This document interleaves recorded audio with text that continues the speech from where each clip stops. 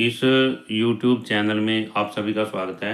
आज का हमारा टॉपिक है विज्ञान कक्षा 7 अध्याय 2 पदार्थों का अन्वेषण अम्लीय, क्षारीय एवं उदासीन। इस अध्याय की पहले भी हमने 2 वीडियो बनाई हैं और वो सभी वीडियो हमने विज्ञान कक्षा 7 की प्लेलिस्ट में डाल दी हैं। आप प्लेलिस्ट में जा कर के सभी वीडियो देख सकते हैं। इस वीडियो में आज हम हल्दी एक सूचक के रूप में से प्रारंभ करते हैं। हमने क्रियाकलाप 2.1 में नीले और लाल लिटमस पत्र का उपयोग किया है। क्या आप कुछ अन्य प्राकृतिक सूचकों के द्वारा भी कागज की पट्टियां बना सकते हैं? निम्नलिखित क्रियाकलाप कर जानने का प्रयास कीजिए। पहले हमने नीले और लाल लिटमस पत्र का उपयोग किया था और उसकी सहायता से हमने एसिड तथा बेस, अम्ल और क्षार के विषय में अध्ययन किया था और अब हम कुछ अन्य सूचकों का उपयोग करके कागज की पट्टियां बनाने का प्रयत्न करते हैं। क्रियाकलाप 2.5 आइए बनाएं। किसी पात्र अथवा पैट्री डिश में 1 चम्मच हल्दी लीजिए। हमने क्या करना है, एक पात्र लेना है या पैट्री डिश लेनी है। पैट्री डिश, यहाँ इस चित्र के अंदर पैट्री डिश जो है दिखाई गई है। ये कांच की होती है या प्लास्टिक की भी हो सकती है। आगे उसमें थोड़ा पानी मिलाकर लेप बना लीजिए। हमने क्या करना है, एक पैट्री डिश में 1 चम्मच हल्दी लेना है, 1 चम्मच हल्दी लेना है और थोड़ा सा पानी डाल देना उसमें। अब उसमें क्या बनाना है, लेप बनाना है। आप चाहें तो कच्ची हल्दी का 1 टुकड़ा पीस कर भी प्रयोग कर सकते हैं। हम कच्ची हल्दी का भी इसमें प्रयोग कर सकते हैं, उसका टुकड़ा पीस करके। हल्दी के लेप में फिल्टर पत्र का 1 टुकड़ा सावधानी पूर्वक डुबोइए। उसके बाद में क्या करना है, फिल्टर पत्र का 1 टुकड़ा जो है डुबो देना है जब तक यह पीले रंग का न हो जाए। इसे बाहर निकालिए और सूखने दीजिए। उसके बाद में इसको सुखा देना है। इस पीले कागज को पतली पट्टियों में काटिए जिनका हल्दी पत्र के रूप में उपयोग किया जा सकता है। जो ये पीला कागज है, हमने क्या करना है, पतली पट्टियों में काटना है और ये हल्दी पत्र हमारा तैयार हो जाता है। तो हल्दी पत्र तैयार करने के लिए क्या करना है, इसमें प्रश्न भी बन सकता है, ये क्वेश्चन बन सकता है कि हल्दी पत्र कैसे तैयार किया जा सकता है। सबसे पहले एक पैट्री डिश में 1 चम्मच हल्दी लेंगे, उसमें थोड़ा पानी मिला देंगे और लेप बना लेंगे। फिर एक फिल्टर पेपर जो उसमें डुबो देंगे।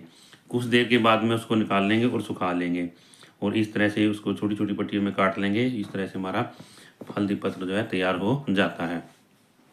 सावधानी है, यह कार्य किसी वयस्क के निर्देशन में करना चाहिए।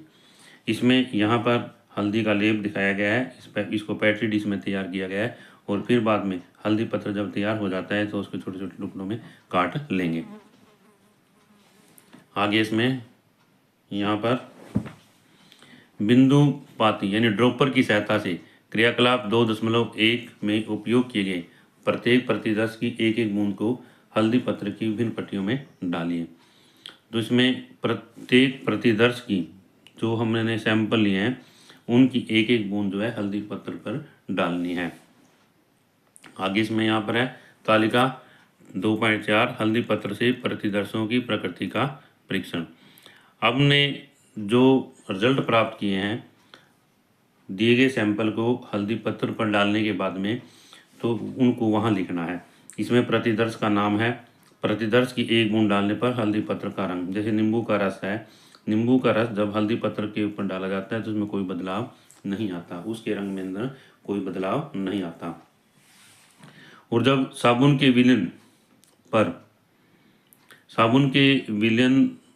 का विलयन जो है हल्दी पत्र के ऊपर डाला जाता है या साबुन के विलयन की कुछ बूंदें हल्दी पत्र पर डाली जाती हैं तो हल्दी पत्र का रंग लाल या लाल भूरा हो जाता है। आंवले का रस है, आंवले का रस भी क्या है, अम्ल है और इसमें कोई बदलाव नहीं आता। इस तरह से आगे है, इसमें आपने क्या अवलोकन किया। कभी कभी प्रतिदर्शों से हल्दी पत्र का रंग, क्या सभी प्रतिदर्शों से हल्दी पत्र का रंग परिवर्तित हो जाता है। भी हमने जितने भी सैंपल लिए हैं, क्या सभी सैंपलों से जो हल्दी पत्र है उसका रंग जो है बदल जाता है। उन प्रतिदर्शों को समूहीकृत कीजिए जो हल्दी पत्र का रंग परिवर्तित नहीं करते। सबसे पहले भी क्या सभी प्रतिदर्शों से हल्दी पत्र का रंग बदल जाता है। फिर हमने क्या है, जो उसका रंग नहीं बदलते, हम उन सभी को जो है समूहीकृत करना है, यानी एक समूह के अंदर रखना है। तालिका 2.2 में दिए गए समूह क, ख और ग के प्रतिदर्शों के साथ इनकी तुलना कीजिए। अब क्या अम्लीय पदार्थों की जांच के लिए हल्दी पत्र को सूचक के रूप में उपयोग किया जा सकता है? अपने अवलोकनों पर सहपाठियों से चर्चा कीजिए। तो इसमें यहाँ पर हमने देखा था कि हल्दी पत्र जो है अम्लीय पदार्थ हैं, उनका के जो है कोई बदलाव नहीं आता रंग के अंदर उसमें, मतलब तो इसलिए इसका उपयोग उसमें हम नहीं कर सकते, क्योंकि इसमें उदासीनीकरण भी है यहाँ पर। उससे आगे, मेरी सफ़ेद शर्ट पर कड़ी का दाग लग गया था और साबुन लगाने पर उसका रंग बदल गया था। वह अब मुझे इसका कारण पता चल गया है। तो इसमें यहाँ पर क्या है, जो साबुन है, मेरी सफ़ेद शर्ट पर कड़ी का दाग लग गया था और साबुन लगाने पर उसका रंग बदल गया था। अब जो कड़ी है उसके अंदर क्या होती है, हल्दी होती है। क्या होती है, हल्दी होती है। और उसमें साबुन क्या है, ये क्षारीय है। जब उसमें दोनों आपस में मिलते हैं तो उसका रंग जो है बदल जाता है, लाल या लाल भूरे रंग का हो जाएगा।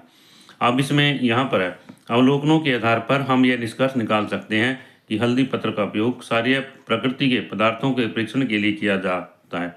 तो हल्दी पत्र का उपयोग जो है क्षारीय प्रकृति के पदार्थों के परीक्षण के लिए किया जा सकता है, तथापि इसे अम्लीय पदार्थों और उदासीन पदार्थों के मध्य भेद नहीं किया जा सकता। तो इसमें यहाँ पर एक प्रश्न बन जाता है कि हल्दी पत्र का उपयोग किन पदार्थों के परीक्षण के लिए किया जा सकता है। तो इसमें हम इसका उत्तर लिखेंगे, हल्दी पत्र का उपयोग क्षारीय प्रकृति के पदार्थों के परीक्षण के लिए किया जा सकता है। तो इसमें एक प्रश्न और बन जाता है कि अम्लीय पदार्थों के या उदासीन पदार्थों के मध्य जो है परीक्षण के लिए हल्दी पत्र का उपयोग क्यों नहीं किया जाता।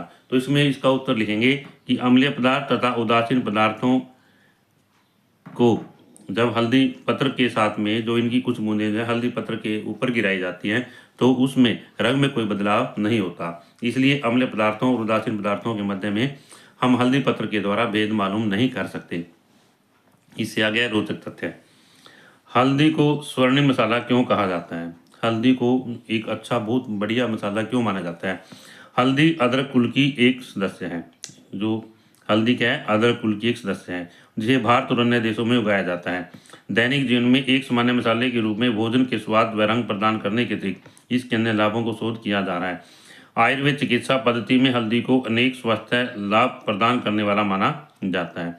इसका उपयोग जो है हाल आयुर्वेद में किया जाता है और हल्दी को एक स्वास्थ्य प्रदान करने वाले माना गया है एवं इसका उपयोग सामान्यतः अनेक पारंपरिक घरेलू उपचारों में किया जाता है। कहाँ उपयोग किया जाता है? घरेलू उपचारों में।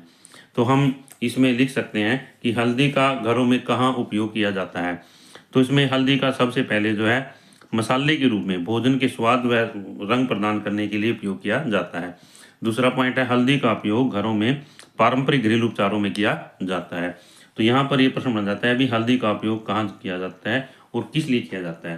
दोबारा से एक बार, हल्दी का उपयोग भोजन को स्वाद एवं रंग प्रदान करने के लिए किया जाता है। दूसरा जो है, हल्दी का उपयोग आयुर्वेदिक चिकित्सा पद्धति में स्वास्थ्य लाभ प्रदान करने के लिए तथा अनेक पारंपरिक घरेलू उपचारों में किया जाता है। इससे आगे है यहाँ पर, अश्विन ने गुरु पूर्णिमा के दिन अपने शिक्षक के प्रति आभार प्रकट करने के लिए शुभकामना पत्र बनाया। उसने क्या, यहाँ पर एक ग्रीटिंग कार्ड बनाया। उसने श्वेत कागज पर हल्दी का लेप लगाकर उसे सुखाया। तालिका 2.4 में परीक्षण के लिए किए गए विलीनों में से उसने एक विलीन का उपयोग करके अपनी शुभकामनाएं शिक्षक की मातृभाषा में उस कागज पर लिखी। क्या किया उसने? जो तालिका 2.4 है उसमें परीक्षण के विलीन में से एक विलीन का उपयोग किया और अपनी शुभकामनाएं शिक्षक की मातृभाषा में लिखी एक शुष्क कागज पर। संदेश लिखने के लिए किस विलीन का उपयोग किया जा सकता है? शिक्षक ने इस अवधारणा पर आधारित रचनात्मक प्रयोग के लिए अश्विन की सहायता की। तो यहाँ पर इसमें ये दिखाया गया है, हल्दी पत्र है यहाँ पर और इसमें शिक्षक की भाषा दिखाई गई है। यहाँ पर लिखा गया है, मेरे गुरु का करूँ मैं सम्मान, उन्होंने बढ़ाई जिज्ञासा, दिया सीखने का वरदान, शीश झुका उन्हें करूँ मैं प्रणाम। इसमें यहाँ पर लिखा गया है, तो इन्होंने किसका उपयोग किया गया? क्षारीय का, क्षारीय पदार्थ का, क्योंकि अभी हमने पढ़ा था कि हल्दी पत्र जो है अम्लीय और उदासीन पदार्थों का उसके ऊपर रंग के ऊपर कोई प्रभाव नहीं पड़ता, इसलिए वह जो है क्षारीय पदार्थ के विलयन का उपयोग करेगा। यहाँ पर क्या ऐसे कुछ पदार्थ हैं जिनकी गंध अम्लीय अथवा क्षारीय पदार्थ मिलाने पर परिवर्तित हो जाती है? आगे इसमें ये जिज्ञासु बच्चा है, इसके मन के अंदर सोच आती है भी कुछ ऐसे पदार्थ भी हैं जिनकी गंध अम्लीय और क्षारीय पदार्थों को मिलाने पर बदल जाती है। यानी कुछ ऐसे पदार्थ हैं जिनका उपयोग हम अम्लीय और क्षारीय पदार्थों को अलग करने में कर सकते हैं। ऐसे पदार्थ भी हैं जिनकी गंध अम्लीय या क्षारीय माध्यम में परिवर्तित हो जाती है, जिन्हें घ्राण सूचक कहा जाता है। तो इसमें यहाँ पर प्रश्न आ जाता है भी घ्राण सूचक किसे कहते हैं। यहाँ आएगा, कुछ पदार्थ ऐसे भी हैं जिनकी गंध अम्लीय या क्षारीय माध्यम में बदल जाती है, परिवर्तित हो जाती है। जैसे जब हम कोई टेस्ट करते हैं तो इसमें क्षारीय और जो अम्लीय और क्षारीय पदार्थ हैं उनको अलग करने के लिए इन सूचकों का उपयोग किया जाता है। और जो ये सूचक हैं अलग अलग माध्यम में, क्षारीय अम्लीय माध्यम में और क्षारीय माध्यम में अलग अलग रंग की जो है गंध देते हैं।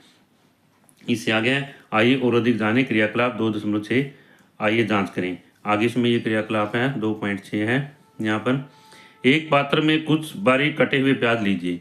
हमने क्या करना है, एक पात्र है उसमें क्या करना है, कुछ बारीक कटे हुए प्याज लेने हैं। साथ इसमें साफ सूती वस्त्र की अथवा निषेधक पत्र की कुछ पट्टियां भी लीजिए। निषेधक पत्र क्या है? निषेधक पत्र क्या है? Filter paper. क्या चीज़ है? Filter paper. दोबारा से हमने क्या है, कटे हुए प्याज लेने हैं यहाँ पर, और साफ सूती वस्त्र की अथवा निषेधक पत्र की कुछ पट्टियां भी लेनी है। पात्र को कसकर बंद कीजिए और रात भर के लिए छोड़ दीजिए। आगे हमने क्या करना है, उसको पात्र को बंद कर देना है और रात भर के लिए छोड़ देना है। पात्र में सूती वस्त्र या निषेधक पत्र की 2 पट्टियां निकालिए। हमने क्या करना है, इसी 2 पट्टियों को जो वहाँ से निकाल लेना है और उनकी गंध की जांच करनी है। इन्हें स्वच्छ तय पर रखिए और एक पट्टी पर इमली के पानी की कुछ बूंदें डालिए। इससे आगे क्या करना है, इमली की का पानी बनाना है हमने यहाँ पर और कुछ बूंदें इसके ऊपर डालनी है। दूसरी पट्टी पर बेकिंग सोडा के विलयन की कुछ बूंदें डालनी है। तो यहाँ पर दूसरी क्या करना है, बेकिंग सोडा लेंगे और उसकी कुछ बूंदें हम डाल लेंगे। बूंदों को पट्टियों पर फैलने दीजिए। गंध की पुनः जांच कीजिए। क्या आपने प्याज के टुकड़ों की तैयार की गई पट्टियों पर इमली का पानी और बेकिंग सोडा के विलयन डालने से पूर्व पश्चात आने वाली गंध क्या आपने प्याज के टुकड़ों से तैयार की गई पट्टियों पर इमली का पानी और बेकिंग सोडा का विलयन डालने से पूर्व एवं पश्चात आने वाली गंध में किसी परिवर्तन का अनुभव किया है? आगे इसमें अपने अवलोकनों को अभिलेखित कीजिए। अपने अवलोकनों को अभिलेखित कीजिए। इस प्रकार अन्य अम्लीय और क्षारीय पदार्थों के साथ गंध में परिवर्तन का परीक्षण कीजिए और अपने अवलोकनों को अभिलेखित कीजिए। यहाँ पर हमें क्या करना है, इसमें सबसे पहले क्या करना है, बारीक प्याज के टुकड़े लेने हैं, यानी बारीक प्याज, कटे हुए प्याज के टुकड़े लेने हैं। अब इसमें यहाँ पर हमने क्या करना है, निषेधक पत्र की कुछ पट्टियाँ उसमें डाल देनी है, सूती वस्त्र की है इसमें, और पात्र को कस करके बंद कर देना है, रात भर करके अंदर छोड़ देना है। उसके बाद में फिल्टर पेपर की जो पट्टियाँ हैं बाहर निकाल लेंगे और उनकी गंध की जाँच करेंगे।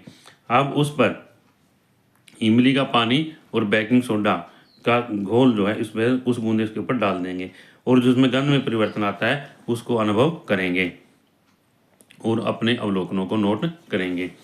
इसमें आगे है वैज्ञानिक से परिचय। आचार्य प्रफुल्ल चंद्र रे PC रे को आधुनिक भारतीय रसायन विज्ञान के जनक के रूप में माना जाता है। उन्होंने यूनाइटेड किंगडम से रसायन विज्ञान में डॉक्टरेट की उपाधि प्राप्त की। कहाँ से डॉक्टरेट की उपाधि प्राप्त की थी? यूनाइटेड किंगडम से डॉक्टरेट की उपाधि प्राप्त की और भारत लौट आए। उन्होंने भारत में वैज्ञानिक अनुसंधान को अग्रसर करने में योगदान दिया। उन्होंने सामान्य संवत 1901 में भारत की पहली फार्मास्यूटिकल कंपनी की स्थापना भी की। इसमें यहाँ पर ये प्रश्न बन जाता है कि पहली फार्मास्यूटिकल कंपनी भारत में कब स्थापित हुई? हम लिखेंगे 1901 में। कब लिखेंगे भाई? 1901 में। और महान वैज्ञानिक का नाम है आचार्य प्रफुल्ल चंद्र रे ने इसको स्थापित किया। तो उसकी स्थापना किसने की? तो हमने इनका नाम जो है लिखना है यहाँ पर। वे भारतीय संस्कृति और ज्ञान परंपराओं में नए व्यक्ति थे। तो इसमें वे भारतीय संस्कृति और ज्ञान परंपराओं को मानते थे। भारत में रसायन विज्ञान के इतिहास पर अपने लेखन के माध्यम से उन्होंने आधुनिक जगत में प्राचीन भारतीय वैज्ञानिकों की उपलब्धियों और विशेषताओं पर भी प्रकाश डाला। उन्होंने अपने लेखन के माध्यम से प्राचीन भारतीय वैज्ञानिक और उनकी जो विशेषज्ञ थे, उनकी उपलब्धियां थी, उन पर भी प्रकाश डाला है या उनके बारे में भी लिखा है। समाज सुधारक रे ने शैक्षणिक संस्थाओं में शिक्षा के माध्यम के रूप में मातृभाषा के उपयोग का समर्थन भी किया था। तो उन्होंने शिक्षा के माध्यम में मातृभाषा का उपयोग करना चाहिए, इस बात का भी उन्होंने समर्थन किया था। इससे आगे है 2.2 क्या होता है जब अम्लीय पदार्थों को क्षारीय पदार्थों के साथ मिश्रित किया जाता है? आइए निम्नलिखित प्रयोग द्वारा इसकी जांच करें। क्रियाकलाप 2.7 आइए प्रयोग करें।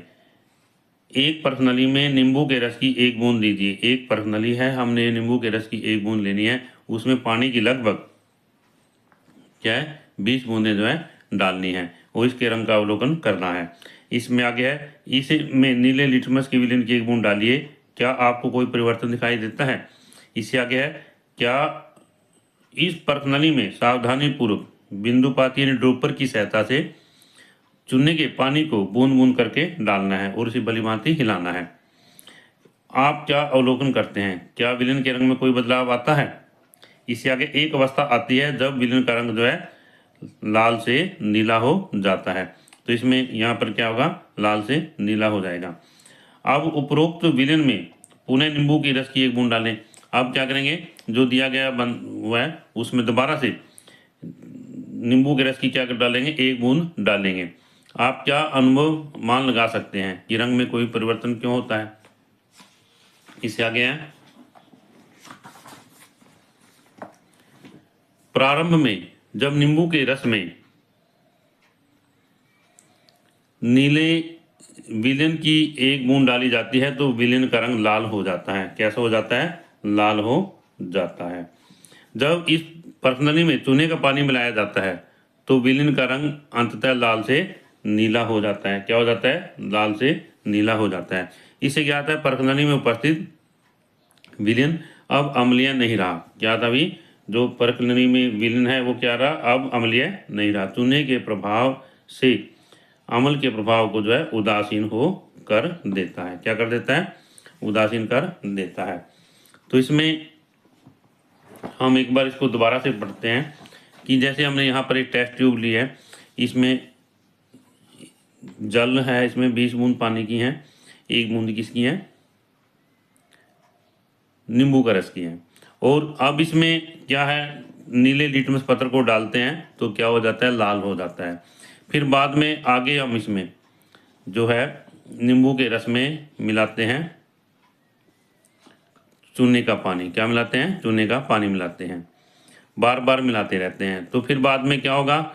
लिटमस पत्र जो है लाल से नीला हो जाता है। क्या हो जाता है? लाल से नीला हो जाता है। तो ऐसा क्यों हुआ? इसमें यहाँ पर कहता है कि नींबू का रस का विलेन जो है नीले लिटमस को लाल कर देता है, हमने पढ़ा था पहले भी। अब जब बाद में इसमें चूने का पानी मिलाया जाता है तो लाल से नीला हो जाता है लिटमस पत्र। तो इस तरह से अब पहले तो अम्लीय था वो, परंतु बार बार चूने का पानी मिलाने से अम्लीय नहीं रहा। तो उसने चूने के पानी ने अम्ल के प्रभाव को जो है उदासीन कर दिया। जब किसी अम्ल के विलेन में को किसी क्षार के विलेन में पर्याप्त मात्रा में मिलाया जाता है तो हम देखते हैं कि परिणामी विलेन न तो अम्लीय है और न ही क्षारीय है। ऐसी अभिक्रियाओं को उदासीन अभिकरण क्रिया कहते हैं। इसमें उदासीनीकरण अभिक्रियाओं में ऊष्मा के उत्सर्जन होने के साथ में लवण और जल भी उत्पन्न होते हैं। तो इसमें अम्ल जमा क्षार क्या बनाता है? लवण, जल और ऊष्मा पैदा होती है। इसमें दोबारा से एक बार जब किसी अम्ल के विलयन को किसी क्षार के विलयन में पर्याप्त मात्रा में मिलाया जाता है, अम्ल के विलयन को किसी क्षार के विलयन में पर्याप्त मात्रा में मिलाया जाता है, तो बनामी विलयन न तो अम्लीय है न क्षारीय है। ऐसी अभिक्रियाओं को क्या कहते हैं?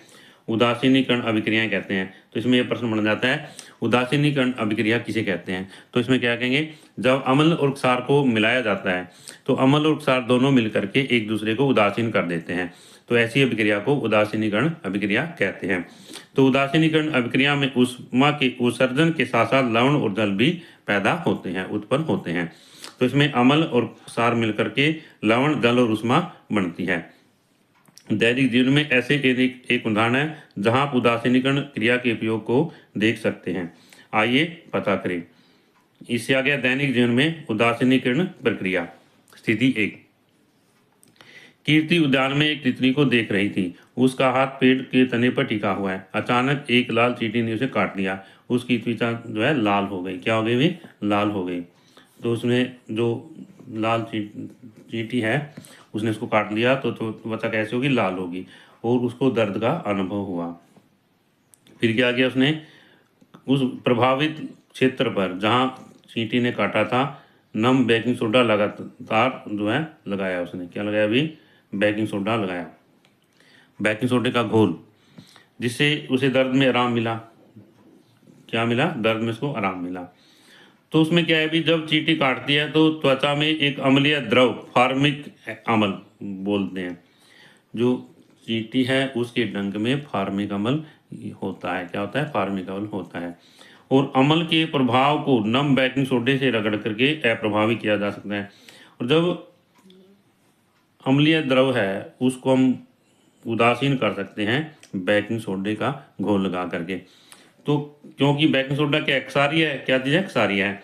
तो यहाँ पर जो है ये दोनों आपस में मिल करके एक दूसरे को उदासीन कर देते हैं।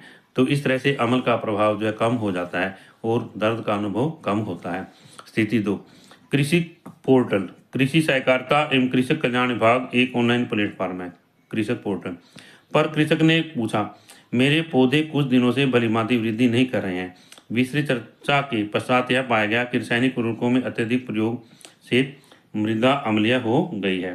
फिर बहुत ज़्यादा फर्टिलाइजर का उपयोग किया गया, केमिकल का प्रयोग किया गया, उससे मृदा कैसी होगी? अम्लीय होगी।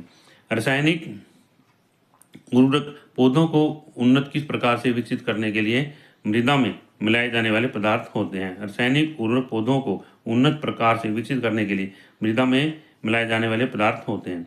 तो इसमें रासायनिक उर्वरक के बारे में कहता है भी, सबसे पहले जो किसान है उसने ज़्यादा रासायनिक उर्वरकों का प्रयोग किया यहाँ पर, इससे उसकी मृदा जो थी अम्लीय हो गई।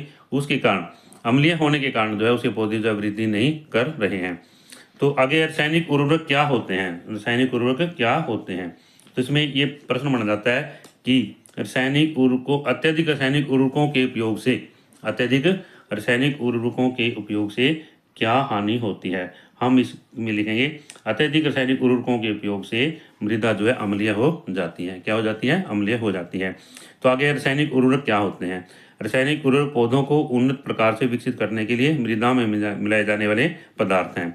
मृदा के उपचार हेतु कृषकों को इसमें क्या सुझाव दिया जा सकता है? हम इसको क्या सुझाव दे सकते हैं? आगे कहता है, जब मृदा अत्यधिक अम्लीय हो जाती है तो पौधे भलीभांति विकसित नहीं होते। इसे चूने से उपचारित किया जा सकता है। किसके द्वारा? चूने से। तो उसमें चूना मिलाएंगे मिट्टी के अंदर, भूमि में, तो इससे क्या है? उसका अम्लता कम हो जाएगी, और अम्लता कम होने से किसान जो है उसके पौधे जो दोबारा से सही होने लगेंगे। तो इसमें यहाँ पर ये प्रश्न है भाई, अम्लीय भूमि में कैसे सुधार कर सकते हैं? हम क्या कहेंगे? चूना मिलाने से अम्लीय भूमि में सुधार हो सकता है। या भूमि की अम्लता को हम कैसे दूर कर सकते हैं? इसका उत्तर क्या है? चूने को मिला करके। क्या है? चूने को मिला करके। यदि मृदा क्षारीय है तो उसमें जैविक खाद और कंपोस्ट की गई पत्तियां जैसे कार्बनिक पदार्थ मिलाए जाते हैं। यदि मृदा क्षारीय है तो उसमें क्या मिलाया जाता है? जैविक खाद और कंपोस्ट की गई पत्तियां। कार्बनिक पदार्थ अम्ल छोड़ते हैं जो मृदा की क्षारीयता को उदासीन कर देते हैं। इसमें यहाँ पर एक प्रश्न बन जाता है, यदि आपकी मृदा क्षारीय है तो आप इसके कैसे ठीक करेंगे? तो हम मिल क्या कहेंगे? इसमें जैविक खाद और कंपोस्ट मिलाएंगे, क्योंकि ये दोनों जो है अम्ल छोड़ते हैं और मृदा की जो क्षारीयता जो है नष्ट हो जाती है, खत्म हो जाती है। कभी कभी मृदा उदासीन हो सकती है, परंतु उसमें उगने वाले पौधों का विकास उचित प्रकार से नहीं होता। यह मृदा में पोषक तत्वों की कमी के कारण होता है। तो इसमें एक प्रश्न और बन जाता है कि मृदा में जो पौधे का विकास उचित रूप से नहीं होता, कारण लिखें। हम लिखेंगे मृदा में पोषक तत्वों की कमी के कारण। इसमें अगला है स्थिति 3। यहाँ पर है, अश्विन का मित्र गुरबीर एक उद्योग क्षेत्र के समीप रहता है। उसने अश्विनी को बताया कि उसकी पड़ोस की झील में मछलियों की संख्या दिन प्रतिदिन कम होती जा रही है। आपको क्या लगता है इसका क्या कारण हो सकता है कि झील में कारखानों का अपशिष्ट छोड़ा जा रहा हो? यदि इसमें कारखानों का अपशिष्ट अम्लीय प्रकृति का है तो झील में मछलियों को बचाने के लिए क्या किया जा सकता है? तो इसमें क्या है, कारखानों में अपशिष्ट को छोड़ने से पहले उसे क्षारीय पदार्थ मिलाकर उदासीन किया जा सकता है। उसमें क्या कहता है भी, जो झील है, झील के अंदर मछलियां दिन प्रतिदिन मर रही हैं। उनके मरने का क्या कारण है कि जो झील है उसका पानी जो है, जो उसका जल है, अम्लीय हो गया है। और अम्लीय जल को कैसे सुधारा जा सकता है? उसमें क्षारीय अपशिष्ट मिला करके, मतलब जो अपशिष्ट जल है उसके अंदर क्षारीय पदार्थ मिला करके उसको उदासीन कर सकते हैं। इससे आगे आइए निष्कर्ष निकालें। अब क्या आप बता सकते हैं, जब अश्विन और कीर्ति के श्वेत कागज पर द्रव छिड़का गया तो उन पर विज्ञान के अद्भुत जगत में आपका स्वागत है ऐसा लिखा हुआ क्यों दिखाई दिया? क्या आपको एक संभावना यह भी लगती है कि छिड़काव के लिए हल्दी के विलयन और कागज पर लिखने के लिए साबुन के विलयन का प्रयोग किया गया होगा? तो इसमें यहाँ पर हमारा अध्याय जो है पूरा हो जाता है इस वीडियो में। आशा करता हूँ कि इस वीडियो के माध्यम से आपको सभी टॉपिक अच्छी तरह समझ आए होंगे। और यदि यह वीडियो आपको अच्छी लगे तो आप इस वीडियो को लाइक करें, शेयर करें, कमेंट करें। और यदि आप इस चैनल पर नए हैं तो आप इस चैनल को सब्सक्राइब करें ताकि इस तरह की अगली वीडियो आपको मिलती रहे।